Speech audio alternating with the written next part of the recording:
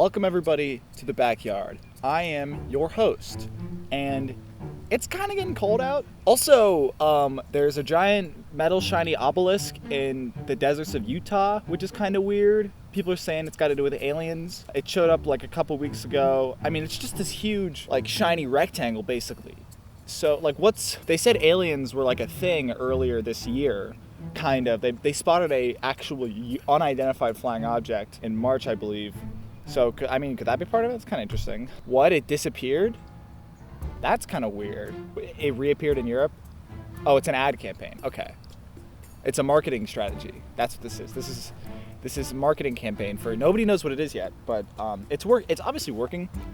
And when I found this out, that it reappeared in Europe, I was like, okay, I see what you're doing, whoever company you are. And that got me thinking about just commercials in general. Like the smoking ad campaigns you see on social media about like truth, the real cause, stuff like that, where you see them on TikTok.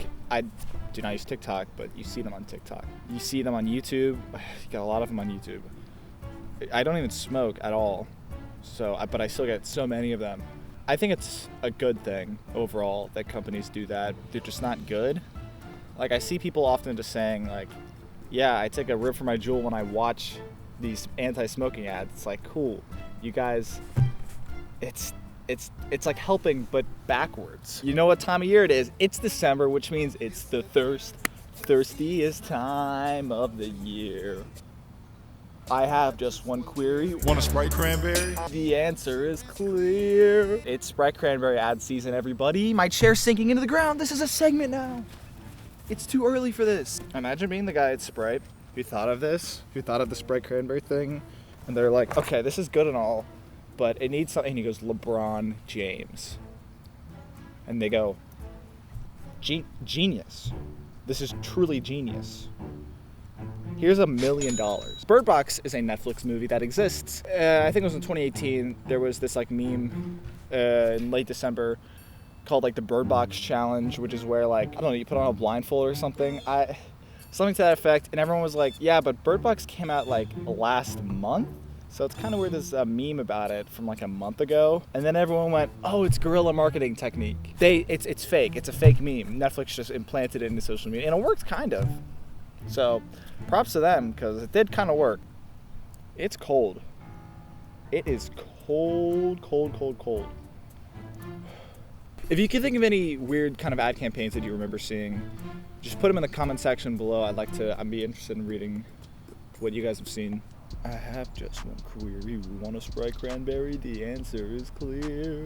It's the thirstiest time of the year.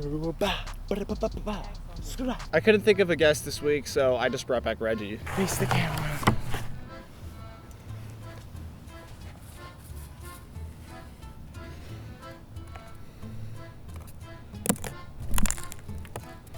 It's snowing. It's snowing, Reggie. No, I feel bad now. So, in other news, I have a few reviews to do for this week's review show. Number one, a new album just dropped by my favorite rap artist, Rav. He dropped I'm On To Me. It's meant to be about kind of his struggles with this year, because obviously this year has been hard on everybody. And it's 7 songs. I've already listened to it a couple times now. It's really good. Shut up. Hi, I'm from the future.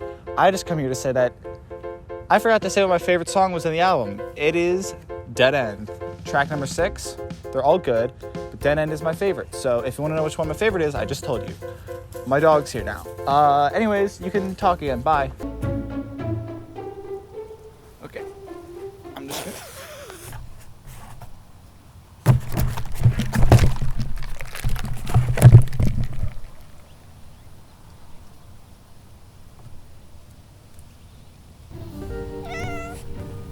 In other news, I watched Dunkirk and 1917. Both of them were really good movies. I thought they were both really unique. Obviously, one's World War I, one's World War II.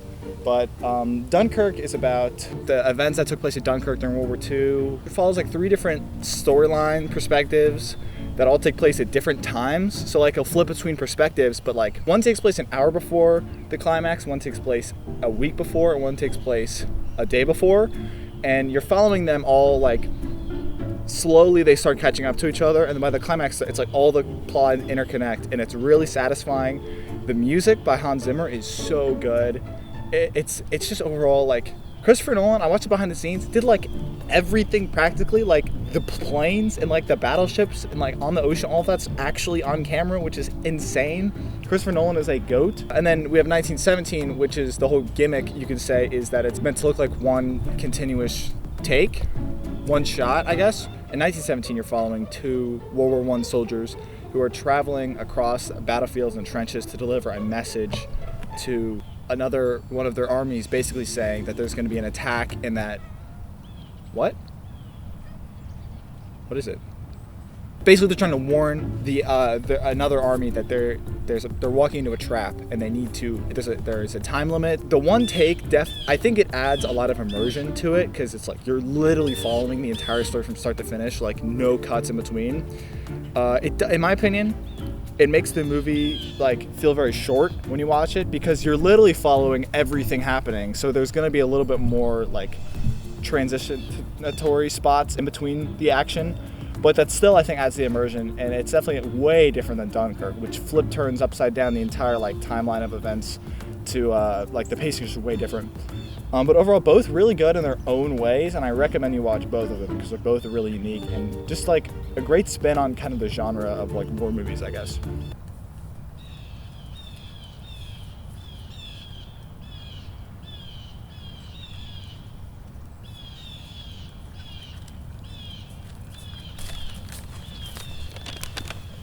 Just found some in the woods.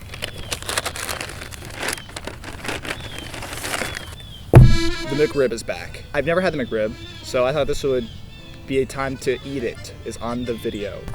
Here we go. Mmm. Yum, yum, yum. Okay. It smells barbecue-y, yep. You want to smell? Give it a little sniff? It's got like weird, like crummy seed. The seeds look like crumbs. Doesn't this like give you diabetes or something?